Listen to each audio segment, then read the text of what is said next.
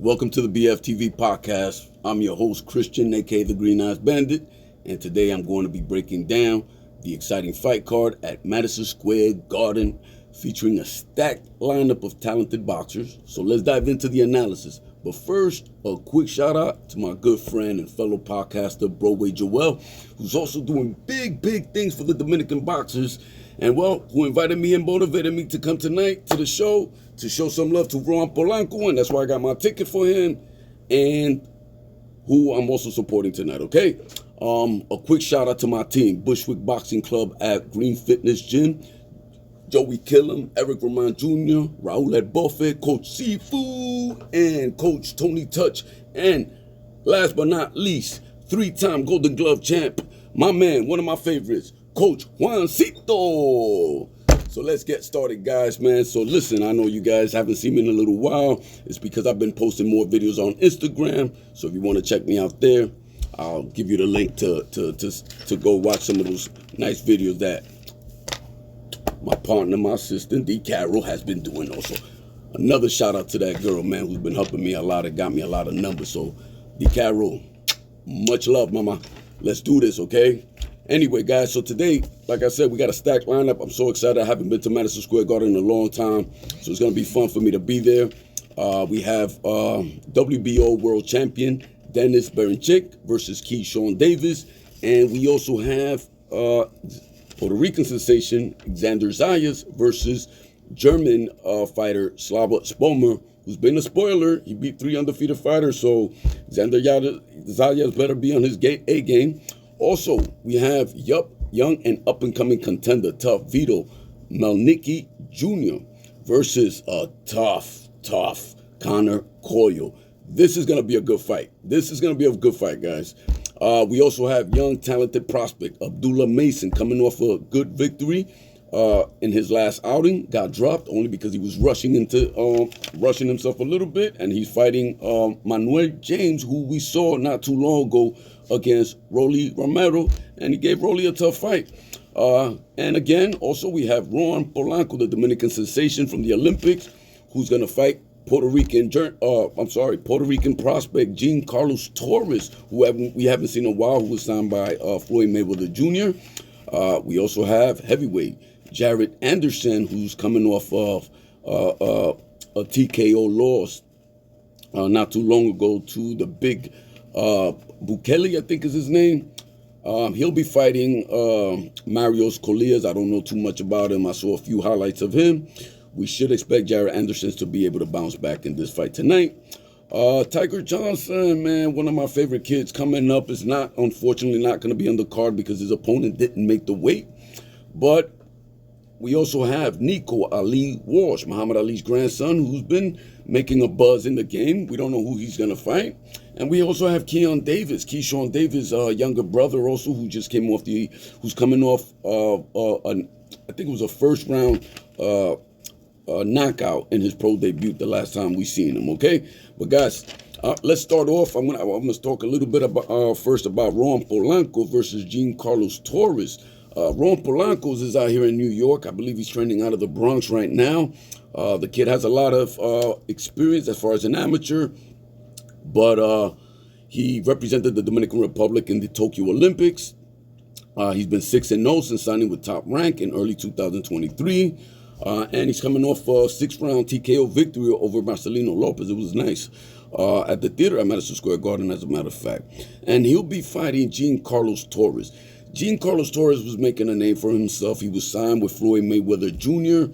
I'm not sure if it was because of his loss against Darwin Price that they dropped him. I haven't been able to really find anything why he hasn't been promoted with Floyd Mayweather Jr. But he's also been away from the ring. His last fight was on February 3rd of 2024. So, he's going to shake off a little bit of rust coming in against Ron Polanco, who's a very quick technician in there, very fast, has a little bit of the Philly shell, but very strong too, man. I mean, he be whipping these shots to the body. Really good fighter. So, Jean Carlos Torres was, I think they were trying to build him up later on, trying to probably bring the next Puerto Rican sensation, trying to get the next Miguel Cotto or Felix Trinidad. But to be honest with you, Ron Polanco, even though he's Dominican, but as a Latino, Hispanics, we always support each other, the Puerto Ricans, Dominicans, Mexicans. We always show love. You know what I mean? Anybody that gets up there too, we always support them when we show love. And Ron Polanco definitely has the tools to be the next Miguel Cotto, because of his Olympic attributes. When you guys watch him, look him up, man. He's a really, really exciting fighter. I can't wait to see him tonight against Giancarlo Torres. I believe it's going to be a tough fight. Giancarlo Torres is no slouch. He's 22 wins, 1 loss, and 17 KOs. He got power, and he got skills. He does. He could fight. And as a matter of fact, yesterday I saw the weigh-in. I thought Giancarlo Torres was actually taller than Ron Polanco, but Ron Polanco is actually a lot taller than Giancarlo Torres, because I believe they got Ron Polanco measuring at 5'11", and Giancarlo Torres at 5'8". But at the weigh-in, Giancarlo looked like he was probably my height, 5'5", 5'6", I'm 5'5". So, that in itself is going to give him problems, because Ron Polanco's already fast. He has quick hands with skills, knows how to use his feet, knows how to use his height advantage in this case also, and he is going to use that. So Giancarlo Torres is going to have to work a lot to get inside. He's going to have to use lateral movements, and I have not seen that in his game. Although he is a good boxer, Puerto Rican boxers always come with good technique. Carlos has shown to be someone that you should not be taking lightly in there, okay? So expect that one to be a good fight also, okay? And the other fight on the other card is, let's talk a little bit about Vito, White Magic Malnicki Jr., okay, who's 20 wins, 1 loss, 12 KOs, whose height is 6 feet, and he's 22 years old. But guys, they've been matching up Vito pretty tough. From what I've noticed in his last fights, early in his career, he had a loss against a really, really tough veteran in there, okay? And that's okay, you know what I mean? Sometimes getting those losses out the way early actually makes you better, you know what I mean? Because you take off a lot of that pressure, you know what I mean, and trying to be this undefeated fighter, because I understand ever since Floyd Mayweather, that's a lot of time, that's the goal, to try to remain undefeated, okay? But we know that losses will also teach you a lesson and make you a better fighter. So, but he got matched up tough. He's matched up tough tonight, guys. He's fighting an Irish guy named Conor, the Kid Coyle. I've been watching some of his fights. He's 21-0 with 9 KOs. Now, he's 34 years old. That's not going to mean anything. I've seen this guy. He works hard. His stamina is good. His endurance is good. And he's tough. I believe this fight is going to be a war, guys. So make sure you watch this fight. Conor the Kid Coyle also has a fighting blood. I just learned that his great-grandfather was a fighter from the early 40s, I think, or 30s, named Jimmy Spider Kelly, who also had a son named Billy Spider Kelly, who's a great uncle of Conor the Kid Coyle. So, there's fight in him. There's going to be blood tonight.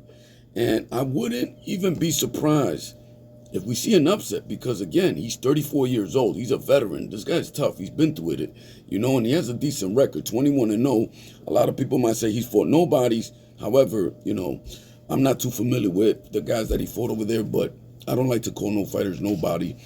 And I've seen this guy fight. I was watching this fight. He could fight. So Vito got to be in his A game in this fight tonight. He definitely has a tough scrap in front of him tonight. And also on the card, we have Xander Zayas, the Puerto Rican sensation. Now, he's the one also that they're building up now to be the next Trinidad Miguel Cotto. Okay, he's the WBO #1 contender. He spent 2024 fighting at Madison Square Garden. He headlined the Puerto Rican Day Parade, coasting past, what was his name, former world champ Patrick Teixeira, tough veteran in there, over 10 rounds. Also, he's fighting the German Slava Spomer, who already beat 3 undefeated prospects in his career. He's 20-0 with 11 KOs, so he doesn't have too much power, yet he's very aggressive, throws a lot of punches. his best fight was against a highly touted French Milan Prout in 10 rounds, which is being considered as one of the best fights of 2024. Okay, and I did watch that fight, and it was a very exciting fight. And as a matter of fact, Milan Prout is a tall fighter. Now that he had 2 other fights after the Milan Prout, but I believe that Slava learned a lot in that fight and could put things together in order to give Xander Zayas some fits. He's tough. I was looking, and he's very tough. He's definitely going to make it tough for Xander tonight. But Xander has been showing a lot of skills, a lot of promise. He's has shown a lot of maturity. He's definitely winning the fights with a sincere victory. He's definitely been putting in the work. He's been looking better and better in each fight on that one. Now, the main event, guys, you don't want to miss this main event, man. I mean, listen, have you guys seen what's going on over here? Someone sent Keyshawn Davis a basket full of bananas and strawberry, which is very controversial because, unfortunately, we know, the racism behind that stuff. So whoever did that, I think it was a little bit tasteless. I know that Teofimo Lopez sort of put up a video in there sort of like implying that he might be the one that had done it. I don't think he did it either, but I thought that was pretty cool for him to put up that video. You know what I mean? He's putting himself on the spotlight. That's what you do as a performer. So that's good for the game. And I honestly don't think it was Denys Berinchyk or his peoples either. Some people think that it was probably Keyshawn Davis and his own peoples do it. We don't know. It could have been. Either way, listen, it's made out to be a real exciting fight.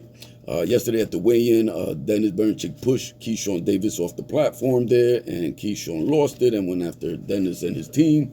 But we know who Keyshawn Davis is. He's a tough kid. Every time he comes to a show, he brings his A game. He's very tough, and he's calling out everyone. You can see he's not backing down from anyone.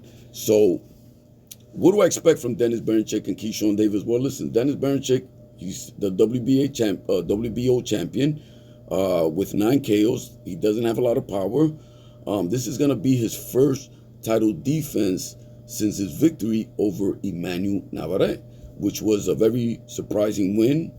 It was an upset because, we know that Emmanuel Navarrete is a very unorthodox fighter. And we seen how he whooped out tough Oscar Valdez in the rematch, destroyed Oscar Valdez. So for Denys Berinchyk to beat him the way he did, by outboxing him, it just shows who Denys Berinchyk is. And again, Denys Berinchyk is no slouch. He's an Olympic fighter. He was in the Olympics. He won silver medalist, I believe. So I could see him giving Keyshawn Davis some fits. However, Keyshawn Davis has proven to be very powerful, very tough. Does he have one KO power punch? I think he does. But it looks like he likes to beat up the guys real, real good. So he's not looking for those knockouts in the sense that he's not trying to get them out of there early. I mean, he's really just trying to perform well and really just stamp his name on the card, okay? So, Keyshawn Davis is 12-0, 8 KOs, rose to the WBO, #1 ranking in less than 4 years, guys. He's been showcasing his skills that made him the most accomplished amateur of his generation right now. He dominated a European champion, Francis Patera, made him look like an amateur. He stopped former 2-division world champion Jose Pedraza. He made that fight look good. He made that fight look easy. Jose Pedraza, right now, I just seen his last fight. He's done. But the way, Keyshawn took him apart was definitely a very good way that he did it. He also capped up the year with a statement win, his last time outing, He knocked out Argentina Gustavo Lemos, who's known to be a knockout artist, and he only did it in 2 rounds. So, and if I was to make a prediction here, guys, and anybody that is out there probably, wanted to put some money down, I don't really like to call out bets or give any type of predictions like that, but, it's hard to see Denys be able to last the distance with Keyshawn Davis because of his boxing ability. He moves a lot. Now, again, I'm sure he's in great condition for this fight. I just think Keyshawn Davis might overpower him in the later rounds, probably like in the 8th or 9th round. I think we should see Keyshawn taking over. So, guys, listen, that's it for now. I hope you guys are going to watch this fight. And listen, don't forget to hit the like button and subscribe. All right, guys, that'll help me out. I know that I've been out of the picture for a little bit, but, I'm a boxing coach at the end of the day, so I have to put some focus on my fighters over there at the gym. Don't forget to check out also one of the fighters at my gym coming out of there, Matthew Lefty Gonzalez, who's 15-0 right now. He's fighting March 8th. I'll be doing a video on him. So show your love and support, okay? So once again, guys, I'm out. I'll see you on the, the pre-analysis fight. I'll be at Madison Square Garden tonight. Can't wait. All right, guys, so have a good day, guys. Don't forget, listen, keep your chin tucked in, guards held high, and don't forget to protect yourself at all times, all right? Peace.